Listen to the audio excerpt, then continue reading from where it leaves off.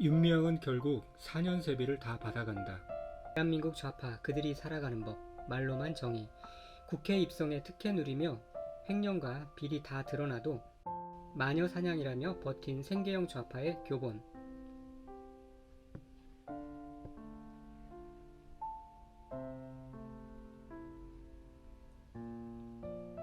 21대 국회의원 임기가 한 달여 남았다. 눈뜨고 코베인 심정으로 황당한 행태들을 지켜봐야 했다. 시작부터 논란이었던 윤미향 의원도 임기를 다 채우게 된다.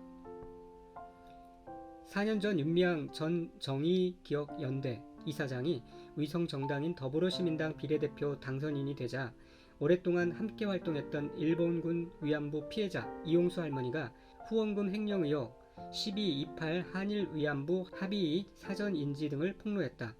국회의원 하면 안 된다고 했다. 비리 의혹 보도가 쏟아졌다. 여론조사에서 사퇴해야 한다는 응답이 70.4%였지만 윤 씨는 의혹을 부인하며 국회의원이 됐다.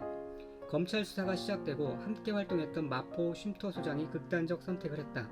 업무상 횡령 등 8가지 혐의로 기소된 지 2년 5개월 만인 작년 2월에 혐의 7개는 무죄, 1억 35만원의 횡령 혐의 중 1,700여만원은 유죄인 1심 판결이 나왔다. 작년 9월 2심에서 형량은 높아졌다. 횡령액 8천만원, 보조금 관리법 위반 등도 유죄로 인정돼 징역 1년 6개월에 집행유예 3년 판결이다. 의원직 상실에 해당되나 윤씨가 무죄를 입증하겠다고 상소 의사를 밝혀서 국회의원 임기를 다 채운다. 이용수 할머니가 주장했던 12.28 한일 위안부 합의의 윤씨 사전 인지설도 그새 사실로 밝혀졌다. 변호사 단체가 소송을 통해 외교부에서 면담 기록을 넘겨받았다. 당시 외교부는 합의 타결 전날까지 윤 씨를 총 4차례에 걸쳐 만나 내용을 미리 공유했다는 문건까지 있었다. 굳건히 버틴 의원 윤미향의 4년 의정 활동은 어땠을까? 21대 국회는 법안 2만 5천여 건을 무더기로 쏟아냈다. 법안 통과율은 35%였다. 국회 홈페이지에 따르면 윤 의원이 대표 발의한 법안은 109건, 가결은 2건이고 16건은 일부 내용이 반영됐다.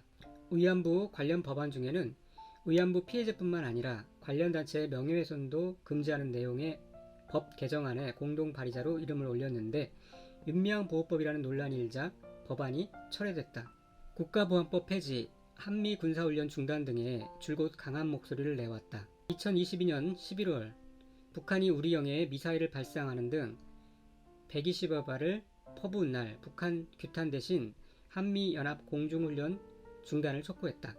작년에는 외교부 차량 의전을 받아 친북 단체 조총련이 주최한 관동 대지진 100주기 행사에 참석했다. 논란이 되니 색깔론으로 갈라치기 하지 말라고 했다. 작년 11월 국회에서 재석 의원 260명 중 253명 찬성으로 중국의 탈북자 강제 북송 중단을 위한 결의안이 통과됐는데 기권한 7명 중 한 사람이다. 올 초에는 친북 성향 인사들을 모아놓고 국회 토론회를 열었다. 윤석열 정부의 반북, 멸북 정책이 우리에게 걸림돌이라고 인사말을 했다. 이 자리에서 북은 완전 자주국방이고 교육, 의료, 주거는 남쪽은 경쟁, 북은 무상, 친일 청산도 남쪽은 완전히 실패, 북쪽은 성공했다. 어디가 제대로 사는 것이냐 발언도 나왔다.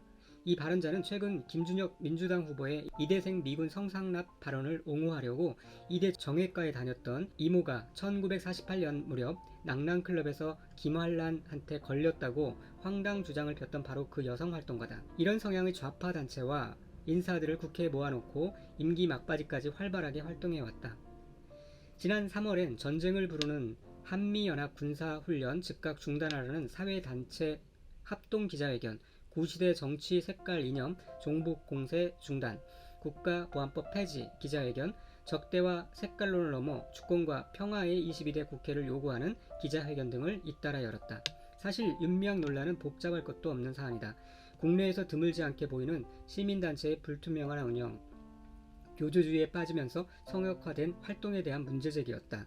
잘못을 바로잡고 조직과 목표를 재정비하면 된다. 2008년 별세한 고 신미자 할머니가 생전에 정대 활동에 문제 제기한 적도 있지만 덜 부각됐다.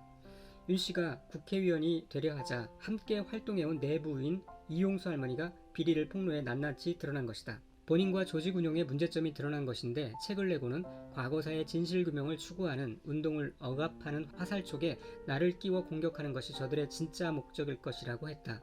1700만원 횡령 유죄가 난 1심은 무죄로 끝난 마녀 사냥이라 했고 형량 높아진 2심은 비록 유죄를 선고했지만 나 스스로 여전히 무죄라고 생각한다고 했다.